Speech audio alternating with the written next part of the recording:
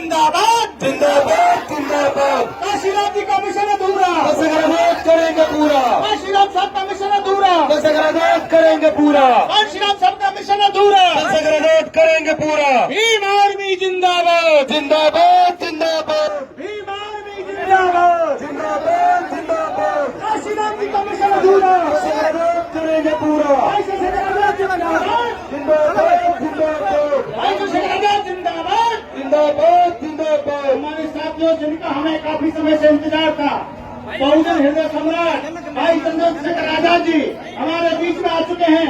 जोरदार तालियों से उनका स्वागत किया जाए, जोरदार तालियां। भाई चंद्रशेखर आजाद जिंदाबाद। लंबे समय से इंतजार कर रहे थे। आज के हमारे मुख्य मेहमान Bhim army chief Azad Samaj party के सुप्रीमो बड़े भाई चंद्रशेखर आजाद जी हमारे बीच पहुंच चुके हैं। अब मैं निवेदन करूंगा हमारे साथियों से, जो भी साथी खड़े हैं व्यवस्थित रूप से अपनी अपनी जगह पे जाके बैठ जाए, क्योंकि साथियों वास्तव में आप हमारे नेताजी को आज सुनने के लिए आए हैं, उनके कंधे मजबूत करने के लिए आए हैं, तो जहां आपको जगह मिले बैठ जाए।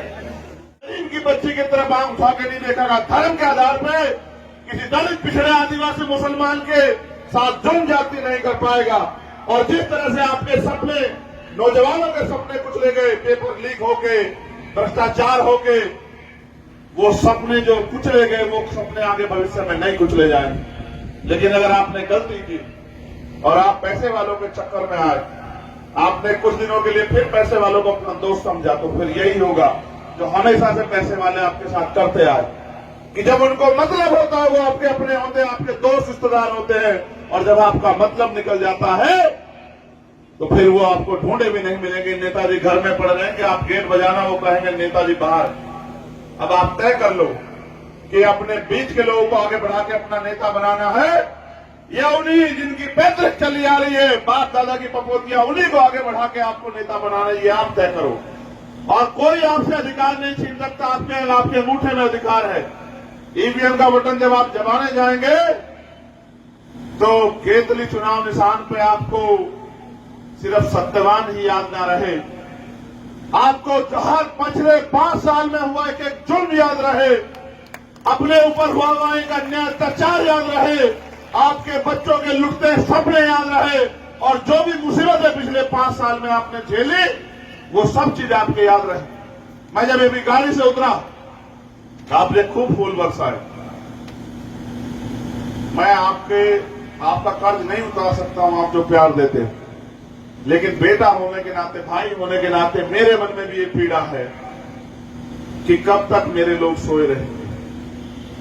आप याद करो, सत्यवान तो लंबे समय से काम कर रहा है, लेकिन जिनको हम नेता मानते हैं, आदर्श मानते हैं, शहीद आजम सरदार भगत सिंह 23 साल के थे जब उन्होंने इस देश के लिए शहादत दी। 23 साल के, उससे पहले उन्होंने जेल भी काटी। और हौसला खान के अंदर नौजवान में बदलाव का हौसला होता है, नौजवान जिंदा दिल होता है, नौजवान के अंदर सपने होते हैं। और क्योंकि आपके बीच से निकला है, आपके दुख दर्द को, तकलीफों को जानता है, आपके क्षेत्र की समस्याओं को जानता है, इसलिए जिस दिन जिए हैं, जिस दिन को जीने के लिए इन सरकारों ने आपको मजबूर किया है, तो मेरा यह मानना है कि ये उन समस्याओं से लड़े। और अगर आपने कंधे से कंधा मिलाकर इसका साथ दिया तो उन समस्याओं को हल करेगा। आप जानते हैं हमारा प्रयास है कि एक ऐसा लोकतंत्र जिसके सपने जो है महापुरुषों ने रखे थे, उस लोकतंत्र का सच्चा सपना साकार हो, कि गरीबों को पढ़ने के लिए इतने सस्ते पैमाने पे शिक्षा उपलब्ध हो कि एक गरीब का बेटा भी, एक किसान का, मजदूर का बेटा भी डॉक्टर, इंजीनियर, आईएएस, आईपीएस बन सके, वो पढ़ने के लिए विदेश जा सके, पढ़ने के लिए उनको अपनी जमीन गिरवी न रखनी पड़े या लोन न लेना पड़े। किसी गरीब को अगर अपनी बच्चों की शादी करनी हो तो किसी साहूकार के आगे जाके अपनी जमीन के कागज ना रखने पड़े, किसी से पैसा ना लेना पड़े। अगर किसी को अच्छा इलाज कराना हो तो उसे उसके सपने ना कुचले जाए, उसके आगे उसके परिवार किसी व्यक्ति की जान ना चली जाए। अगर किसी को रोजगार की वो हो तो उसके सपनों को लूटा ना जाए। इन सब चीजों पर हमें काम करना है, लेकिन लोकतंत्र में शक्ति वोट की ताकत से तय होती है। आप लाखों की संख्या मेरे बुलाए पे जयपुर आते हो, आप लाखों की संख्या में मेरे बुलाए पे पाली बाली भीमनाल आते हो, जालोर आते हो, भीलवाड़ा आते हो, गोपालगढ़ आते हो, लेकिन इससे ताकत नहीं बनेगी। ये लोकतंत्र, आप मुझे ताकत दोगे तो आपकी ताकत बढ़ेगी, आप मुझे ताकत नहीं दोगे तो आपकी ताकत कमजोर होगी। आप ये बताओ, पूरी जिम्मेदारी से अपने दिल पे हाथ रख के बताओ, अगर यहां चंद्रशेखर आजाद ताकतवर होगा तो आप ताकतवर होंगे या नहीं होंगे? बताओ, जोर लगाओगे बताओ, होंगे या नहीं होंगे? बताओ। और अगर आज जिनको मैंने सपना देखा है, लड़ते हुए देखा, मैंने उम्मीद की कि वो आदमी आगे बढ़ के आपकी सेवा करे, तो बताओ, जब वो आदमी इस प्रदेश में मुख्यमंत्री बनेगा तो क्या आपको किसी के आगे हाथ फैलाना पड़ेगा? क्या बताओ? ये आपको तय करना। एक महीने पैसे वालों के पक्ष में रह के अपने 5 साल खराब करने हैं, या एक महीने अपने लोगों का साथ देकर अगले 5 साल के लिए अपने बच्चों का भविष्य उज्जवल करना है, और जो जुल्म जातीय अन्यायता लूट मचाई हो रही है उसको खत्म करना है। क्योंकि मेरे पास काम बहुत है, आपने जिम्मेदारी बहुत बड़ी दी है। मुझे मध्य प्रदेश भी देखना है, मुझे यहां भी देखना है, मुझे उत्तर प्रदेश भी देखना है, और चुनावी राजनीति से ज्यादा तमाम तरह की जो मुसीबतें हमारे लोगों पे आती है उसमें मुझे खड़े रहना होता है, तो मैं ज्यादा देर कहीं रुक नहीं पाता।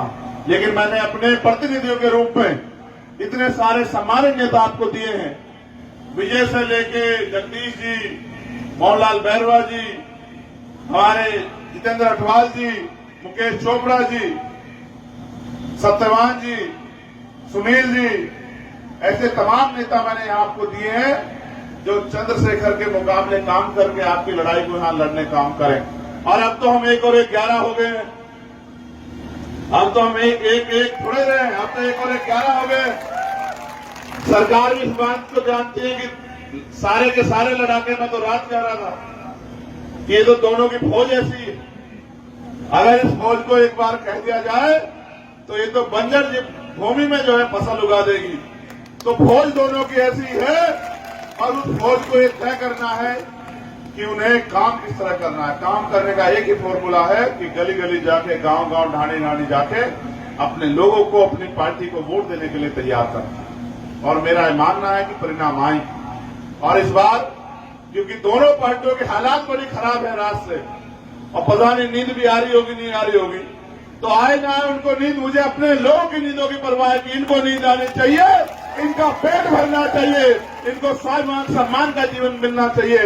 इसलिए हमने फैसला लिया है, और मैं आपको जिम्मेदारी से कहता हूं कि हम इतना प्रतिशत प्रतिनिधित्व लेके जाएंगे कि हमारे जरिए, हमारे बिना सरकार नहीं बनेगी। और जब हमारे जरिए सरकार बनेगी तो आप याद रखना, हमें बहुत लंबा समय हुआ लोगों को बनाते हुए, इस बार हम किसी को बनाएंगे नहीं।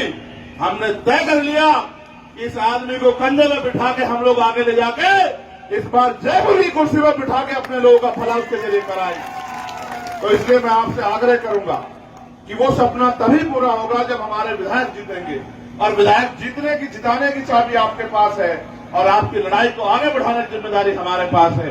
तो आप अपनी एक कीमती वोट को 25 तारीख को जब आप वोट डालने जाएं तो भाई सत्यवान जी को केतली के चुनाव निशान पर वोट डाल के इनको कामयाब करें, इनको ताकत दें, और ये तय करके जाएं कि इस बार हम परिवर्तन करके दिखाएंगे। इस बार हम उन लोगों को दिखाएंगे जो लोग ये कहते हैं कि गरीब लोग आगे नहीं बढ़ सकते, मेहनतकश लोग आगे नहीं बढ़ सकते, किसान कमेरे की औलादें ताकतवर नहीं हो सकती, जो इनको रोकने के लिए तमाम तरह के षड्यंत्र करेंगे, तमाम तरह की अफवाह फैलाएंगे। और हो सकता है मैं कहना चाहता हूं अपने दोनों पार्टियों के नेताओं को कि हो सकता है जातिगत झगड़ा भी करा दें, आपको तैयार रहना पड़ेगा, दुश्मन बड़ा खतरनाक है। हो सकता है जातिगत झगड़ा करा दें कि आपकी एकता टूट जाए। इस बार कुछ भी टूटे, आपकी एकता नहीं टूटनी चाहिए। और अगर ये एकता बनी रही तो परिणाम आप देखना कि कैसे सुनहरे होंगे। आज नहीं कल तो आपको फैसले लेने हैं। इसलिए मैं आपसे आग्रह करूंगा कि सावधान रह के, समझदार रह के, सतर्क रह के, कहते इलाज से बेहतर बचाव होता है ना, बचाव करके आगे बढ़ो। जयपुर तुम्हारा इंतजार कर रहा है। मेरे नौजवान वीरों, मेरी बहनों, माओ, मेरे भाइयों, मेरे बुजुर्गों, ये प्रदेश आपके नेतृत्व का इंतजार कर रहा है, ये प्रदेश आपकी ताकत का इंतजार कर रहा है, और इस प्रदेश की जनता उम्मीद कर रही है कि कोई तो ऐसा है जो इस प्रदेश की रखवाली करे, इस प्रदेश के लोगों के सपने पूरे करे।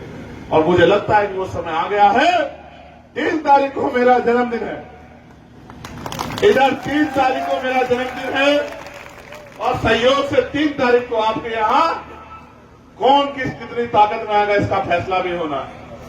मैं जन्मदिन पे आपसे ज्यादा कुछ नहीं मांगता, बस ये मांगता हूं कि सत्यवान को इतनी ताकत दे देना कि सत्यवान जयपुर की विधानसभा में खड़ा होकर आपके हक अधिकारों को लेकर, सत्यवान जयपुर की विधानसभा में खड़े होकर आपके अधिकारों के लिए दौड़ सके और आपकी जो अधिकार बैठते हैं उनको छीन के लाके आपके कदमों में रख सके। इतनी ताकत मुझे दे देना और फिर आप ये देखना कि ना कोई आप पे जुर्म जाति कर पाएगा और ना ही आपके सपने अधूरे रहेंगे। हम परिवर्तन की सोच लेकर आगे बढ़ रहे हैं और परिवर्तन होकर रहेगा। परिवर्तन प्रकृति का नियम है और परिवर्तन के जो मतवाले निकले हैं, जैसे जैसे काफिला आगे बढ़ेगा बहुत सारे लोगों को एहसास हो जाएगा कि राजस्थान गुलाम राजस्थान नहीं, राजस्थान वो राजस्थान नहीं, इसमें जाति धर्म के नाम पे जुर्म जाति अत्याचार होगा और लोग सहते रहेंगे।